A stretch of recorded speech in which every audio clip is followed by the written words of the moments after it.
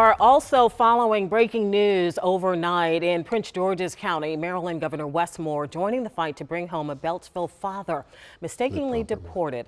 Our Randy Ayala is live outside the federal courthouse in Greenbelt with more. And Randy, that's where the legal fight to get this man home is shaping up.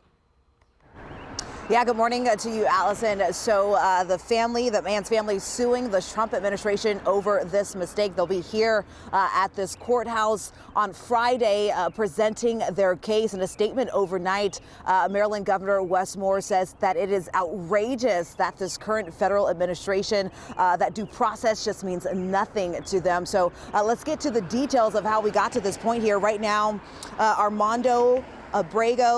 Kilmar Armando Abrego Garcia remains behind bars in El Salvador in a prison known for housing gang members. The Trump administration admits that his deportation was a clerical error, but insists that he is a leader in the MS-13 gang. Now, his attorney and family are denying that allegation.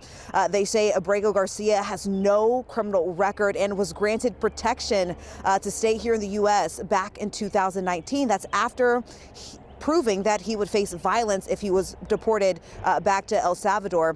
It all began when Prince George's County police questioned him outside a Home Depot in 2019. A confidential informant at the time claimed that he was in MS-13, but he was never arrested or charged. And then last month, this March, ICE pulled him over, detained him, and deported him despite his protected status.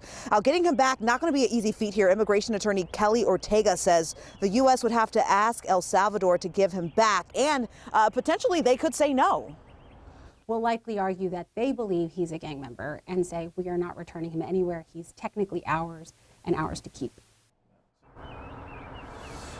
Now, Abrego Garcia's wife only learned where he was after spotting him in a photo that the administration shared of migrants that had been deported back to El Salvador.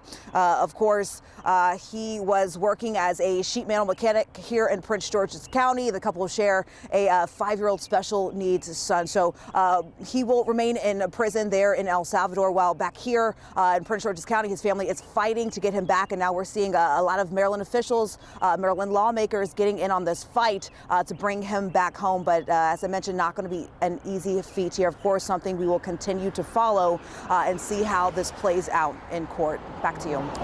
Some powerful people in his corner, though, as you mentioned, Randy. Thank you.